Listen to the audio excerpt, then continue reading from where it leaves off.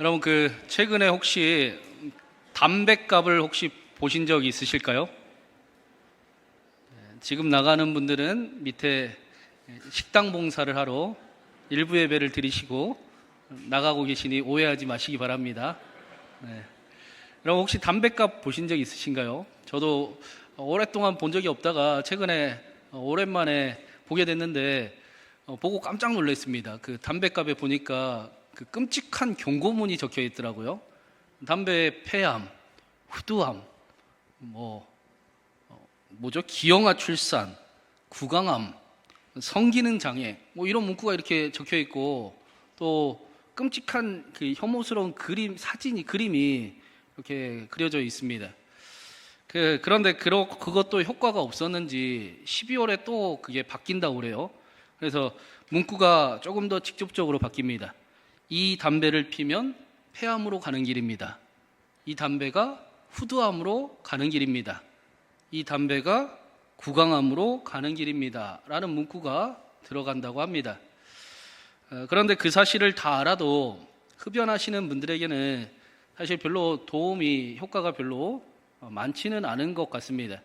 아무리 경고문을 써봐도 알지만 그것이 몸에 안 좋은지도 알고 또 별로 유익하지 않은 것을 알지만 그게 쉽게 변화되지 않는 것을 우리가 보게 됩니다. 캐나다에서는 오죽 심각하면 이 담뱃값에만 우리나라는 적혀 있는데 법으로 통과를 시켰어요. 그래서 그 안에 있는 담배 한 개비마다 이 담배를 피면 독이 들어 있습니다. 한 모금 빨 때마다 발기부전이 됩니다. 이 담배는 어린이에게 해롭습니다. 그 한 가치에마다 적어놓고 담배를 필 때마다 그걸 보게끔 하게끔 그렇게 법으로 제정을 했습니다.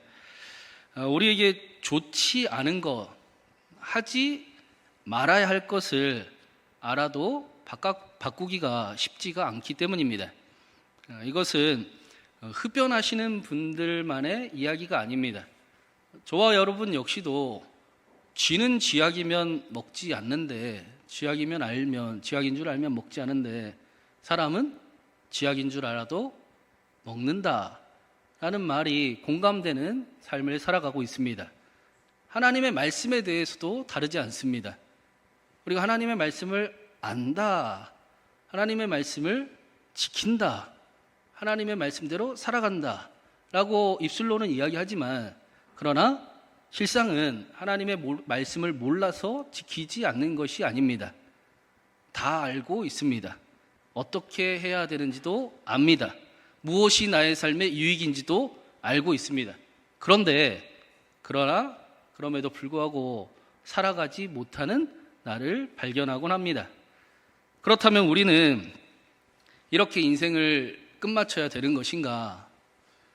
어쩔 수 없으니 우리 몸에 해로워도 우리 인생을 무너뜨리는 줄 알면서도 그냥 그렇게 살아가다가 그래도 나는 괜찮겠지, 그래도 나는 안 걸리겠지 식의 요행을 바라면서 삶을 하루하루를 살아가야 하는가?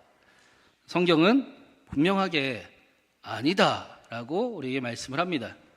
성경은 분명하게 저와 여러분의 삶을 변화시키는 예수 신앙을 말씀하고 있습니다. 하나님께서는 저와 여러분을 반드시 영화롭게, 영광스럽게, 멋진 인생으로 바꿔 가신다라고 말씀하십니다. 누구든지 그리스도 안에 있으면 새로운 피조물이라. 이전 것은 지나갔으니 보라 새 것이 되었도다. 그리고 실제로 우리는 사도행전에서 삶이 바뀐 사람의 모습을 지금 보고 있습니다. 정확히 이야기하면 삶이 점점 더 멋있어져 가는 사람, 점점 더 영광스러운 길을 걸어가는 사람, 사도 바울을 우리가 보고 있습니다. 지난주 말씀에 사도 바울은 2차 선교 여행에서 하나님의 막으심을 경험을 했습니다. 서쪽으로 가려고 하면 북쪽으로 가게끔 하시고, 북쪽으로 가려고 하면 또 서쪽으로 가게끔 인도하십니다. 하나님의 막으심이 그렇게 편하지는 않았을 겁니다. 불편했을 겁니다. 또 실패하고 있는가, 내가 잘못하고 있는가라는 생각이 들었을 수도 있습니다. 계속해서 막으시는 길을 따라가는 일이 쉽지 않습니다. 그런데 사도 바울은 하나님의 뜻이 맞습니다. 하나님의 생각이 내 생각보다 옳습니다. 라는 사실을 분명하게 아는 사람이었습니다. 그리고 거기서 멈추는 것이 아니라 하나님의 뜻이 맞은 걸 내가 알고 있으니 내가 인정하니 내가 하나님의 뜻대로 살아가 봅니다 하고 살아가는 인생이 바로 사도 바울이었습니다. 이게 중요한 겁니다. 이게 저와 여러분에게도 중요하지 않습니까? 여러분, 우리의 믿음이 우리의 삶을 어떻게 이끌어 가는가, 우리의 삶을 어떻게 변화시키는가는 우리에게 굉장히 중요합니다. 우리가 여기에서 예배 놀이만 하고 있을 게 아니라면, 왔다 갔다 할 것이 아니라면, 우리가 귀한 시간을 주일날 아침에 일찍 일어나서 하나님 앞에 드리고 소비하고 거룩한 낭비를 통해 하나님의 구원을 기대하지 않는다면 우리는 사실 여기에 앉아있을 이유가 별로 없습니다. 이보다 더 불쌍한 사람은 없을 것이다 라고 사도 바울은 비슷한 말씀을 전합니다. 우리는 믿습니다까지에 멈춰 있는데 사도 바울은 어떻게 믿습니다에서 멈추지 않고 믿음으로 삶을 살아갔는가, 그 이야기가 오늘 말씀에 나옵니다. 오늘 말씀을 통해 우리의 삶을 변화시키는 예수 신앙이 저와 여러분 가운데 함께하기를 바랍니다. 특별히 박윤석 장로님이 똑같이 기도하셨어요. 우리가 믿는 것으로 멈추지 않고 살아가는 신앙이 이 예배 가운데 함께 있게 하여 주시옵소서. 그 기도가 응답될 줄로 믿습니다. 오늘 말씀에 드디어 바울과 그 일행이 유럽 땅에 도착을 했습니다. 우리 11절 12절 말씀 한번 읽어보겠습니다. 우리가 드로아에서 배로 떠나 사모드라게로 직행하여 이튿날 네아폴리로 가고 거기서 빌립보에 이르니 이는 마게도냐 지방의 첫 성이요 또 로마의 식민지라. 이 성에서 수일을 유하다가, 요즘에 우리나라 사람들이 그 유럽 여행 가는 걸 굉장히 좋아하지요. 저도 신혼여행 때 스페인을 갔다 왔는데 그 기억이 여전히 저에게 좋은 기억으로 남아 있습니다. 신혼여행 때 기억 가지고 산다라고 이야기하더니 굉장히 좋은 추억이 있습니다. 그런데 오늘 말씀은 그런 의미로 유럽을 간 게 아닙니다. 야, 사도 바울 유럽 여행 가네? 좋겠다. 뭐 그런 식의 의미가 아니다라는 겁니다. 말씀에 보니까 바울이 빌립보에 도착하기 전에 사모드라게 섬을 지나치게 됐습니다. 사모드라게 그 섬 헬라어의 맨 앞에 있는 사모스는 높은이라는 뜻이에요. 사모드라게 섬은 봉우리가 우뚝 서 있는 높은 봉우리로 이루어진 섬이었습니다. 이 섬에서 지금 프랑스 루브르 박물관에 있는 그 사모드라게의 니체, 날개에 달린 승리의 여신 니체의 동상이 이곳에서 발견이 됐습니다. 그 루브르 박물관에 제가 검색해 보니까 3대 모나리자와 함께 3대 작품 중에 하나예요. 크기는 한 5m 정도 됩니다. 밑에 100가지에서 여신상이 5m 정도 되고 너무나 아름답고 너무나 크고 또 유명한 그런 여신상이 이 사모드라게에서 발견이 됐습니다. 또 사도 바울이 그 드로아에서 출발을 했지 않습니까? 이 드로아가 우리가 잘 아는 트로이 전쟁의 트로이가 이 드로아입니다. 전설에 따르면 사모드라게의 높은 꼭대기에서 포세이돈이 이 트로이 전쟁을 지켜보고 있었다라고 이야기를 합니다. 무슨 이야기인가? 사도 바울이 유럽을 땅을 향해 나아갈 때 엄청난 우상과 또 엄청난 그 우상이 가득함을 보면서 출발을 하게 되었다라는 겁니다. 지금이야 관광지이고 또 예술작품이라고 여겨지지만 당시에는 목숨을 걸고 싸워야 하는 그 우상들이 가득한 곳으로 사도 바울이 향하고 있었습니다. 그리고 바울이 곧바로 빌립보에 도착을 하는데 이 빌립보라는 도시의 의미는 빌립에게 속하다라는 뜻이에요. 유명한 그 알렉산드리아 대왕의 아버지인 필리포스 2세가 이 도시를 만들었습니다. 이 도시의 근처에 금이 굉장히 많이 발견이 된 거예요. 그래서 이 금을 거두기 위해, 개발하기 위해 이 빌립보라는 도시를 세웁니다.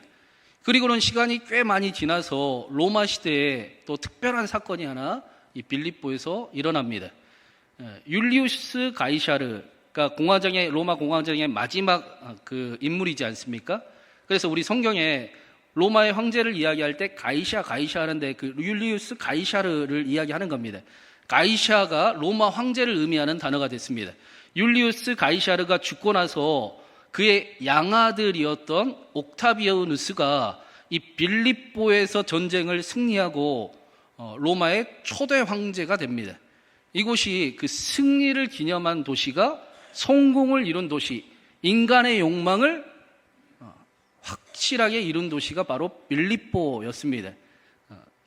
그래서 12절 말씀에 보니까 마게도냐 지방의 첫 성이요 또 로마의 식민지라고 말씀을 합니다. 로마의 식민지라는 것은 부정적인 단어가 아니라 로마의 특권을 가지고 있는 도시 빌립보라고 이야기하는 겁니다. 빌립보는 작은 로마라고 불렸고 모든 면에서 로마를 축소해 놓은 것 같았습니다. 인간이 성공을 위해 욕망을 가지고 만든 도시, 그리고 그 욕망을 정말로 이룬 도시가 바로 빌립보라는 도시였습니다.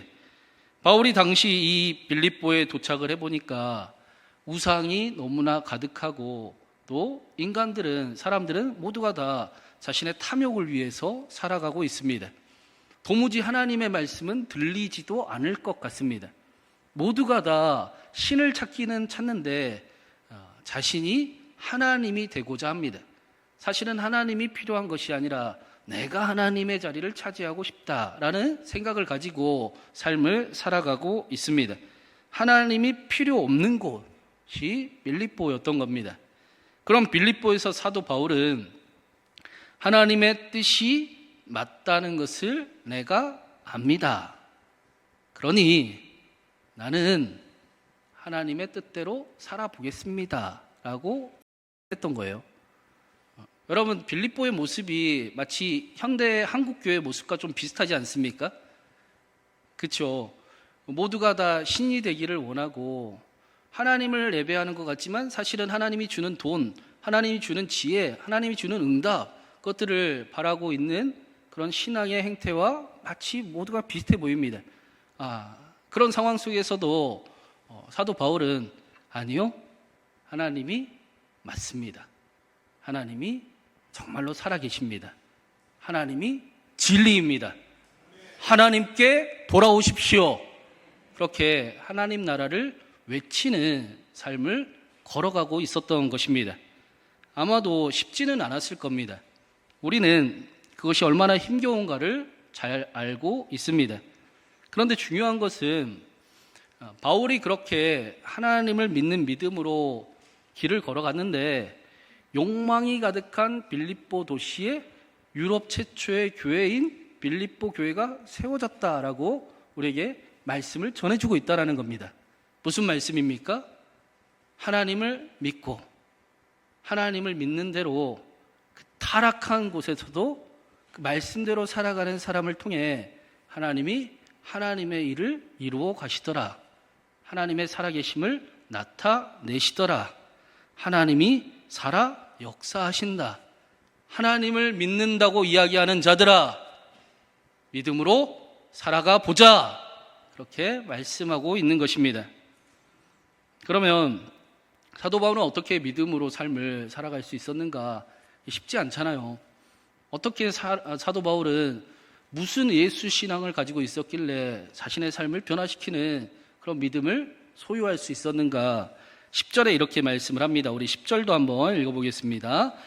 바울이 그 환상을 보았을 때 우리가 곧 마게도냐로 떠나기를 힘쓰니 이는 하나님이 저 사람들에게 복음을 전하라고 우리를 부르신 줄로 인정함이러라. 바울이 생전 가본 적도 없는 그 우상이 가득하고 타락이 가득한 욕망만 있는 빌립보 유럽 마게도냐 향해 갈 때에 그 이유가 무엇이었느냐? 힘써 갔는데 그 이유는 하나님이 우리를 복음을 전하라고 부르신 것을 인정했기 때문이다 라고 말씀합니다. 사도 바울이 믿음대로 살아갈 수 있었던 이유는 하나님이 자신을 부르심을 인정하고 있었기 때문입니다. 하나님, 나는 하나님이 택한 사람임이 맞습니다. 하나님, 나는 하나님이 나를 선택했습니다. 하나님이 이 일도 맡겨주셨네요. 그러면 하나님이 책임지실 것도 내가 압니다. 하나님이 이 일을 이루실 것을 내가 믿습니다. 인정합니다. 라고 그 길을 걸어갔다라는 것입니다. 여러분, 오늘 말씀에 믿었다라고 말씀하지 않고 인정했다라고 말씀을 해요. 그럼 인정한다라는 것은 나를 내려놓는다라는 뜻이잖아요. 그냥 나도 믿어요 라고 할 때는 내가 그것도 믿지만 다른 것도 믿습니다 라고 할 수 있지만, 인정한다 라고 할 때는 아니요, 내가 틀렸네요, 당신이 맞네요, 내가 인정합니다, 그렇게 그 권위에 자신을 맡기는 것, 그 권위에 기쁘게 신뢰하는 것을 인정한다 라고 이야기를 합니다. 사도 바울은 하나님께서 자신을 택하심을 인정했습니다. 내가 봤을 때 나는 도무지 아닌 것 같은데 내 마음, 내 생각, 내 형편, 내 태도, 내가 신앙을 걸어가는 모습을 봤을 때 내가 볼 때는 하나님이 나를 택했나 안 택했나 헷갈릴 때가, 의심될 때가 너무나 많은데, 아니요, 하나님이 나를 택하심이 확실합니다. 내가 인정합니다. 하나님이 나를 통해 일하실 것을 확신합니다. 내가 인정합니다 라고 인정을 했다라는 것입니다. 요한복음에 예수님께서도 마지막 밤에 제자들에게 너희가 나를 택한 것이 아니고 내가 너희를 택하여 세웠나니 이는 너희에게 열매를 맺게 하고 너희에게 항상 열매가 있게 하여 내 이름으로 아버지께 무엇을 구하든지 다 얻게 하려 함이라 라고 말씀하셨습니다. 하나님께서 저와 여러분을 택하셨습니다. 이 사실을 사도 바울은 인정했다라는 거예요. 믿는 것을 넘어 내가 그 사실을 인정합니다. 우리가 믿음으로 살아가기 위해서는 우리도 이 사실을 인정해야 됩니다. 우리의 삶이 변화시키는 예수 신앙을 갖기 위해서는 우리도 이 사실에 내가 틀렸고 하나님이 맞습니다라는 인정하는 그 신뢰의 고백이 있어야 합니다. 여러분, 하나님이 저와 여러분을 사랑하십니다. 지금도 사랑하십니다. 여전히 사랑하십니다. 하나님은 저와 여러분을 보고 나는 네가 필요한데 라고 말씀하십니다. 나는 너를 통해 내 일을 이뤄갈 것이다 라고 말씀하십니다. 그리고 반드시 저와 여러분을 통해 하나님의 일을 이루어 가실 것입니다. 이 사실을 인정한다면 그러면 우리가 할 일은 하나밖에 없습니다. 우리만 하나님께로 나아가면 됩니다. 그럼 그렇지 않습니까? 하나님은 이미 다 준비가 되어 계십니다. 우리를 사랑할 준비도 다 하셨고 우리를 축복할 준비도 다 하셨습니다. 그러면 우리만 하나님께로 나아가면 됩니다. 그러면 하나님의 놀라운 일이 나타난다. 하나님의 일이 이루어진다. 하나님이 이루시는 일을 경험하라 라고 말씀합니다. 그게 예수님을 믿습니다 라고 이야기하는 겁니다. 오늘 말씀에 사도 바울도 빌립보에 도착해서 처음 한 일이 13절에 보니까 이렇게 말씀을 합니다. 우리 13절도 읽어보겠습니다. 안식일에 우리가 기도할 곳이 있을까 하여 문밖 강가에 나가 거기 앉아서 모인 여자들에게 말하는데, 사도 바울이 그 타락한 도시였던 빌립보에 도착해서 가장 먼저 한 일은 기도할 곳을 찾는 일이었습니다. 하나님을 찾아 나섰습니다. 하나님과 함께하기를 바랬습니다. 우리의 기도의 행위가 하나님을 인정하는 일이기 때문입니다. 사람들은 기도가 하나님을 위한 일이라고 착각을 합니다. 여러분, 우리가 기도하는 것은 하나님을 위해서인가요? 나를 위해서인가요? 그렇죠. 여기 착각하고 있으니까 대답을 잘 못 하시는 것 같은데, 여러분, 우리의 기도는 하나님을 위한 일이 아니라 나를 위한 일입니다. 그리고 하나님을 설득해야 되는 일도 아닙니다. 기도가 하나님께서 기뻐하시는 일은 맞습니다. 근데 이유가 달라요. 하나님이 우리의 기도를 기뻐하시는 이유는 우리가 기도할 때 하나님과 우리가 하나가 되어 가기 때문입니다. 나의 뜻이 하나님의 뜻으로 변화되어 가는 것을 경험하게 되기 때문입니다. 여러분, 기도해 본 사람들은 알지요. 기도하면 기도 제목이 바뀌잖아요. 그렇죠? 그리고 하나님의 뜻에 합쳐지지 않습니까? 그리고 결국에는 하나님만 하실 수 있습니다 라는 고백이 터져 나올 때 우리는 응답됨을 자주 경험하곤 합니다. 하나님께서 저와 여러분의 기도를 기뻐하시는 분명한 이유는 기도가 저와 여러분을 하나님과 하나가 되게 하기 때문입니다. 그러니 하나님을 설득한다라는 착각을 하면 안 됩니다. 오히려 하나님께 설득당한다라고 기도해야 합니다. 하나님의 뜻을 찾아야 합니다. 나를 향한 하나님의 뜻이 무엇인지를 알아가는 시간이 바로 기도인 것입니다. 하나님께서 분명히 나를 사랑하시고 나에게 가장 좋은 것을 주실 것을 내가 인정하는데, 하나님 그러면 나의 기도 제목, 나의 어려움, 나의 문제, 이 문제들을 하나님이 어떻게 풀어가실 겁니까? 하나님의 뜻은 무엇입니까? 라고 기도하며 하나님께 물으며 찾아가는 것입니다. 그리고 기도를 통해 하나님이 일하시는 것, 하나님이 뜻하신 바를 우리가 알아 그 일을 인정하는 법을 배워가는 것입니다. 우리가 하나님 앞에 시간을 보내면 하나님은 우리의 생각과 하나님의 뜻이 하나가 되도록 이끌어 가십니다. 그렇게 기도는 우리를 변화시킵니다. 하나님을 설득시켜야 되는 것이 아니라 하나님이 우리를 설득시키심을 경험하게 되는 것입니다. 우리는 그 안에서 하나님을 만나게 됩니다.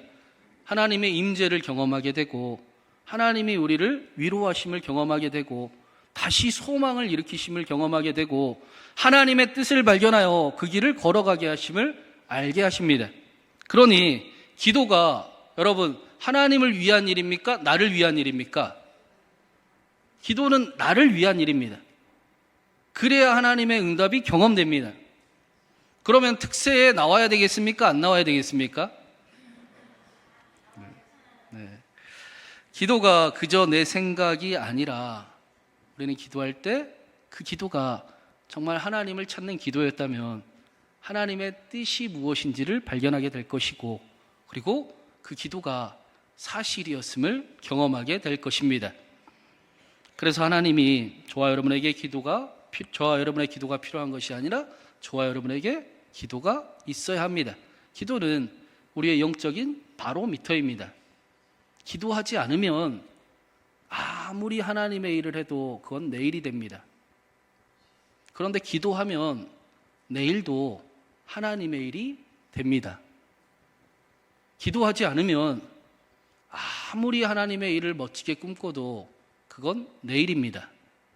그런데 기도하면 내 기도 제목, 내 문제, 내 필요함도 하나님의 일이 됩니다. 오늘 함께 읽지는 않았지만 다음 주 함께 나눌 말씀에 빌립보의 엄청난 사건을 우리가 잘 알고 있지 않습니까? 바울과 실라가 감옥에 갇혀요. 그리고 바울과 실라가 감옥에 갇혀서 밤중에 하나님 앞에 기도하고 찬양했더니 무슨 일이 일어났습니까? 지진이 일어나고 옥문이 열리고 모든 매임이 풀리는 엄청난 기적이 나타난 것을 우리가 알고 있습니다.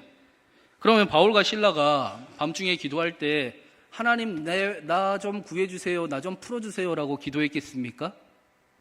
절대로 그렇게 기도하지 않았습니다.